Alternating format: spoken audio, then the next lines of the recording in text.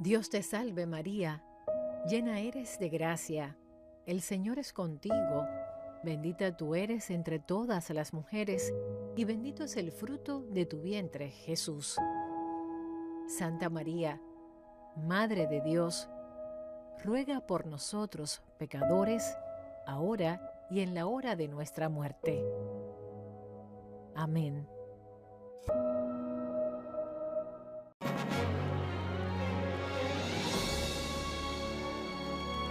EWTN. Vivamos la verdad. Vivamos católicos.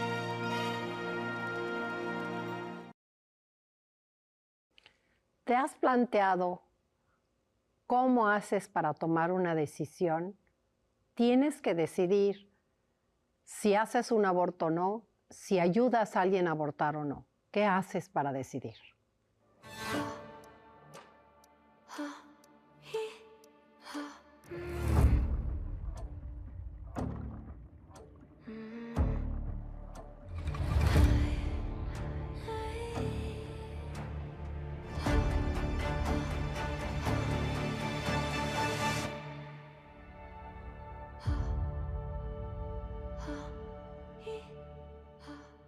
Hola, soy la doctora Pilar Calva. Bienvenidos a este nuevo episodio. Soy un médico mexicano que tuve una conversión con el doctor Jérôme Lejeune, médico francés, que descubrió la causa del síndrome de Down y abrió toda una puerta a la genética moderna. Tuve el privilegio de estudiar con él y se aplicó mucho, mucho de lo que estamos platicando en estos episodios, tuve el privilegio de aprenderlo directamente con él. La más importante fue, ¿qué hago yo para ayudar a mis pacientes a tomar decisiones en momentos difíciles de la vida? Entonces, este capítulo, titulado Los elementos del acto humano, justamente nos van a dar en esa ciencia, dijimos, uno puede elegir qué hacer mediante una ciencia, razonando, viendo las consecuencias y viendo querer llegar a la felicidad, que es lo que todos queremos, y entonces aplicamos una ciencia que se llama la ética. Lo que el mundo, en un término extraordinario que acuñó San Juan Pablo II, que se llama la cultura de la muerte, donde han muerto los valores, ha muerto la verdad, ha muerto la ciencia, ha muerto la ética, no solamente la muerte física, ¿sí? Hoy aplicamos una ideología en vez de una ciencia para decidir y estamos tomando decisiones de los dependes, de me nace, me late, sin pasarla por la cabeza, solamente la pasamos por el corazón. Entonces, la ética como ciencia tiene, como toda ciencia, una metodología de estudio. Dijimos, por ejemplo, las ciencias naturales, todas aplican una metodología, que es el método científico, que parte de observar la realidad, plantear una hipótesis, hacer una investigación, recabar unos resultados y afirmar o descartar la hipótesis, elevar la teoría o elevar la ley, lo cual no tiene, ya prácticamente no puede cambiar. Entonces, la matemática para razonar, a la metodología para razonar una toma de decisiones, es considerar que todo acto humano, que recuerdo un acto humano, es aquel que interviene la voluntad, ¿no? Es aquel que yo hago, yo decido, porque nosotros también tenemos unos actos del hombre que suceden. Por ejemplo, sucede mi latido cardíaco, pero yo no hago tener 60, 80, ¿no? Esos no pueden ser enjuiciables por la ética, pero todo acto humano es enjuiciable por la ética. Entonces, todo acto humano, que es aquel que consiento, que decido, que hago, tiene 3 elementos. Es muy importante sacar un cuaderno, volver a hacer la tablita de los elementos del acto humano mientras uno practica. Es llevar un orden en la reflexión. Voy a ponerles un ejemplo. Cuando aprendimos a sumar con Miss Pepita en primero de primaria, pues era muy exigente. Nos decía, tienen que traer un cuadernito de cuadrícula grande, van a poner un número por cada cuadrito, muy en orden cuáles son las unidades, cuándo son las decenas. Con un lápiz rojo van a poner los signos, van a poner perfectamente trazada con regla la rayita para el igual y van a sumar las unidades, las decenas. Y así fuimos practicando. Con el tiempo pudimos hacer cálculos mentales, porque ya sabíamos primero sumar en un cuaderno muy bien estructurado, Y actualmente a lo mejor si hacemos una suma de 5 por 20 cifras, ¿no? Podemos poner un número acá, otro acá, y el resultado nos va a salir bien, porque ya tenemos en nuestra cabeza esa metodología, ese método de cómo hacerlo. Entonces yo los invitaría a que ahorita lo hiciéramos casi en un cuaderno, ¿verdad? Yo lo sigo haciendo así cuando tengo un caso complicado con un paciente. A lo mejor me traen 2 expedientes grandes, así gordos, y yo tengo que sentarme, abrir mi cuaderno y decir, bueno, estos son los elementos del acto humano, que son 3, esto corresponde a esta columna, esto a esto y esto a esta, para no confundirme. Entonces, ¿cuáles son los elementos del acto humano? Son 3 los elementos del acto humano. Es el medio u objeto, el segundo es la intención o el fin, sería la segunda columna, y la última columna es lo que se llaman las circunstancias. ¿Cómo sé cuál es el medio o el objeto? Porque me contesta una pregunta que es ¿qué hago o qué no hago? ¿Sí? Puede haber medios que sean acciones y medios que sean omisiones. Por ejemplo, ¿qué hago? Aviento a la viejita al carril del metrobús y la atropella. Entonces, ¿qué hice? La aventé, ¿no? Pero puede ser que vaya una viejita y con su bastoncito medio cieguita tratando de cruzar el carril del camión y yo paso a su lado y digo, miren, miren, miren, yo no estoy haciendo nada malo, ¿sí?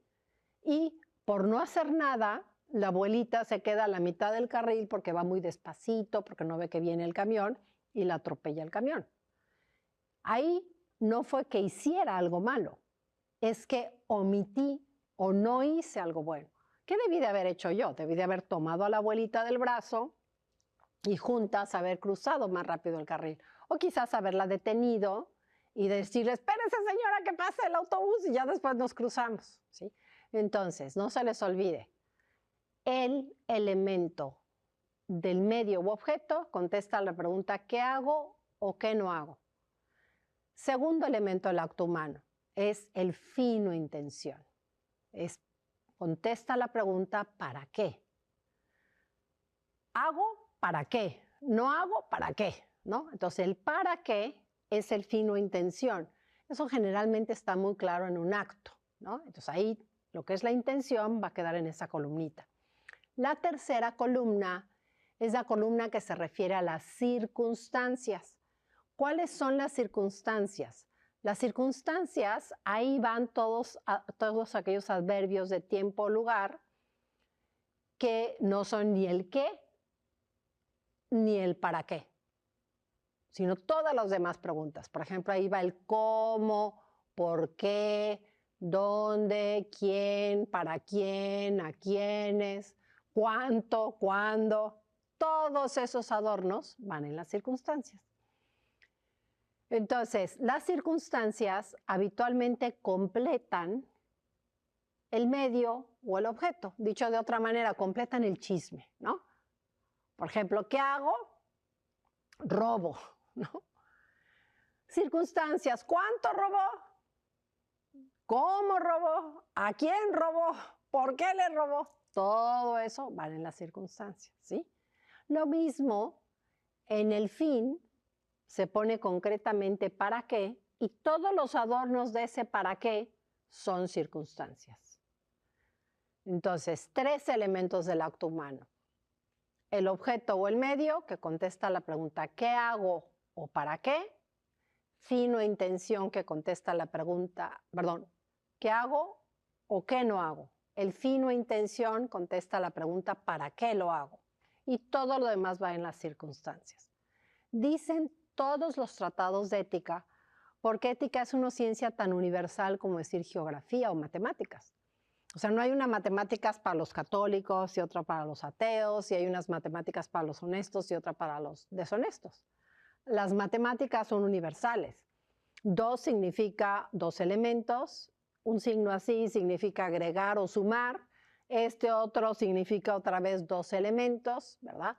Dos palitos en paralelo significan igual y el número de acá significa 4, que es el resultado. Yo no cambio las matemáticas de acuerdo a si soy religioso o no, si soy honesto o no. Las matemáticas son universales, la ética es igual. Entonces uno puede consultar en cualquier tratado de ética lo que estamos platicando. Por cierto, para un católico, un buen tratado de ética es la tercera parte del catecismo de la Iglesia Católica. La tercera parte del catecismo de la Iglesia Católica se llama actuar para Dios, ¿no? Y entonces viene toda la aplicación de de la ética, aplicación de la doctrina en acciones diarias. Entonces, ahí es donde uno puede encontrar un extraordinario libro de ética, pero uno puede buscar un libro de ética general de un autor ateo, de un autor religioso, de cualquier nacionalidad, y todas van a decir lo mismo. Entonces, todo libro de ética dice, hay 3 elementos del acto humano para que una acción sea éticamente correcta, adecuada o buena, son sinónimos. Quizás a veces hay que evitar un poquito el término bueno porque sobre todo los jóvenes sienten que es como que algo religioso, ¿verdad? Pero se quedan muy tranquilos si les dice uno adecuada a la verdad, correcta en cuanto a la verdad, y ya se quedan muy tranquilos, ¿verdad? Son sinónimos. Dice el código de ética. Para que un acto sea éticamente correcto, los 3 elementos del acto humano deben ser correctos. Si imaginamos un cuadrito, tendríamos palomeada como bueno o como correcto el medio, palomeado como correcto el fin y palomeadas distintas circunstancias. Resultado, si todo es correcto, si todo es palomeado de bueno, el acto es bueno. Por cierto, ustedes lo verán, es una regla muy exigente, porque si el medio está mal, lo tacho, el fin es bueno y todas las circunstancias son buenas, resultado, el acto está mal, no es correcto, es inadecuado, es incorrecto o inadecuado. ¿Por qué? Porque un elemento que es el medio está mal. ¿Qué pasaría si el medio está bien, el fin está mal, tache, y todas las circunstancias están bien? Nuevamente, ya no se cumple la regla de que todos los elementos del acto humano tienen que estar bien. Entonces, ese acto sería éticamente incorrecto porque un elemento que es el fin está mal. Y la tercera posibilidad es que el medio está bien, el fin está bien, muchas circunstancias están bien, pero de repente hay una circunstancia que está mal. Ante una circunstancia que está mal, ya no se cumple la regla de arriba, que todos los elementos del acto tienen que estar correctos. Por lo tanto, ese acto es éticamente incorrecto. Entonces, fíjense que alguien podría ver como muy intolerante la regla, porque diría, bueno, no tolera ni que el medio está mal, no tolera ni que el fin esté mal, y no tolera que alguna circunstancia está mal. Entonces, la regla es intolerante, como dijimos, que es la verdad. Eso nos apuntala más, no solamente porque es científico, porque viene de la ciencia de la ética, sino porque sabemos que cuando algo es muy intolerante es porque es verdad, porque es así. La intolerancia de decir, ¿puedo negociar que si suelto una piedra arriba de la cabeza no se caiga para abajo? No. La verdad es intolerante, siempre se va a caer para abajo, aunque muchos opinen lo contrario. Y vamos a tener un cobro de la realidad. Vamos a ir poniendo ejemplos para practicar este cuadrito, que es extraordinariamente útil para en otro momento podernos poner a tomar decisiones en temas de la vida, pero nos puede servir para tomar decisiones diarias como me doy o no la vuelta prohibida, en cuestiones de ética empresarial, en cuestiones éticas muy rutinarias y, ¿por qué no? Cuando tengamos que tomar decisiones muy difíciles en temas de ética de la vida, como se llaman la bioética, como sería desconectamos o no al abuelito, ¿no? Que son cuestiones de ética del final de la vida, que también es muy importante, pero la misma matemática nos sirve. Vamos a poner un ejemplo. Generalmente los actos los recibimos en desorden, sería facilísimo que los actos ya nos los planteáramos siempre en orden, ¿sí? Vamos a poner vamos a ver este caso Voy a dejarles unos segundos para que ustedes lo razonen. Espero que hagan su cuaderno, que ya hayan puesto los 3 elementos del acto humano en una columna. El medio u objeto que contesta la pregunta ¿qué hago, qué no hago? El fin o intención que contesta la pregunta ¿para qué? Y las circunstancias, que son todas aquellas términos que no son ni el para qué ni el qué. Vamos a suponer que con 3 millones de dólares que consigo por donativos, yendo con una alcancía, un botecito, a una esquina muy concurrida de tráfico, y pues voy pidiendo de coche en coche que me den dinero.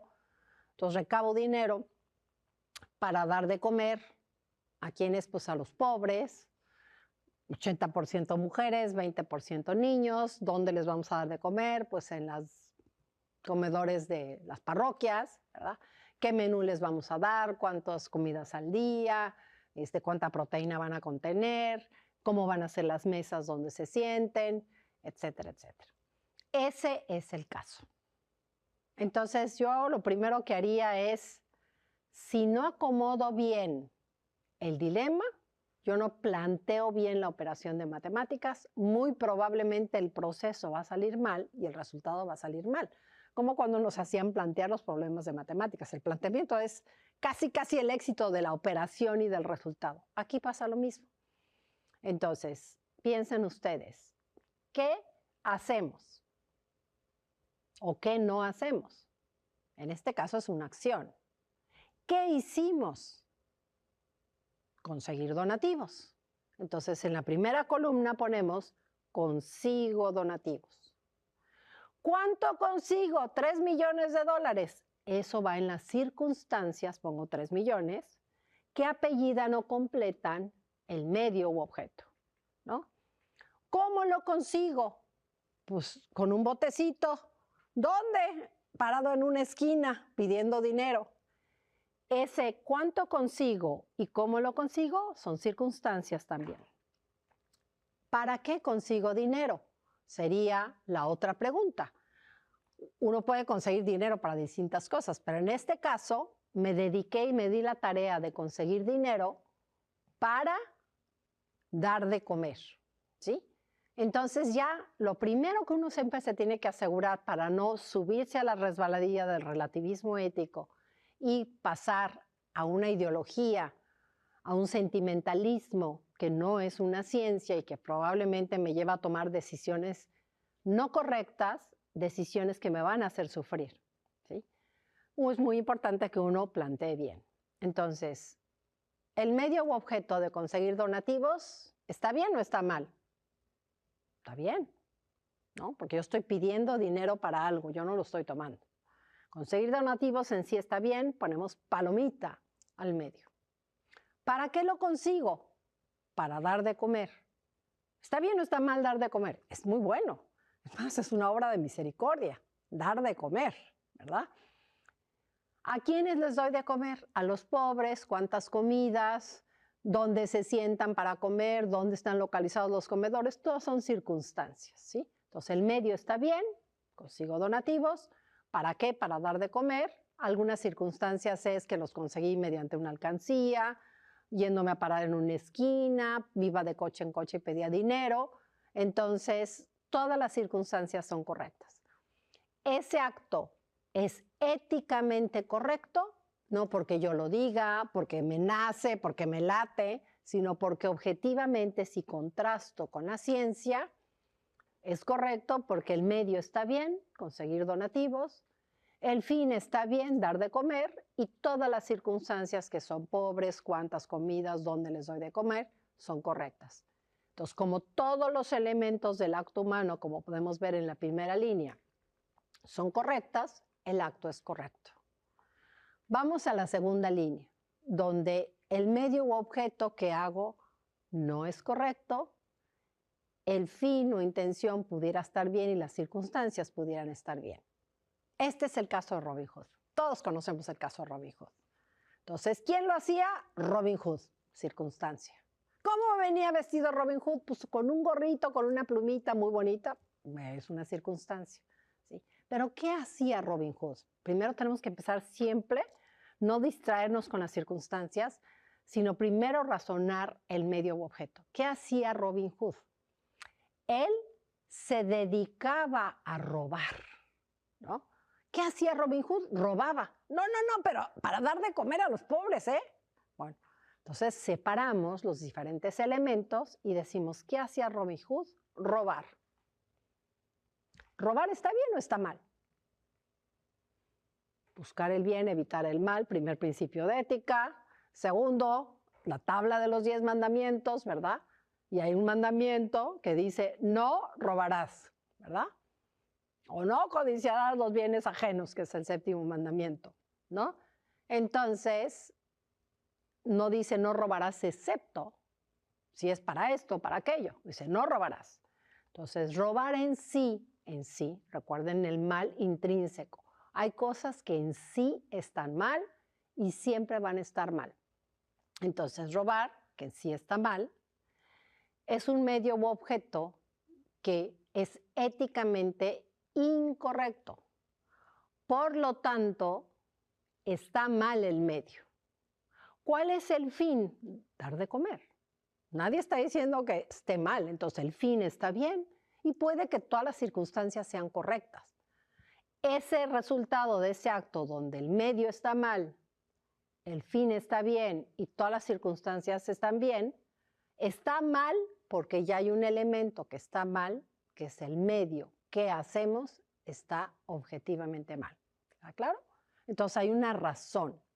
Ahora quiero brincarme un poquito al relativismo ético. ¿Qué nos plantea el relativismo ético? El relativismo ético es aquello que siempre nos va a confundir, que va a tratar de que veamos como bueno lo malo, ¿verdad? O lo malo como bueno, que es este caso, ¿verdad?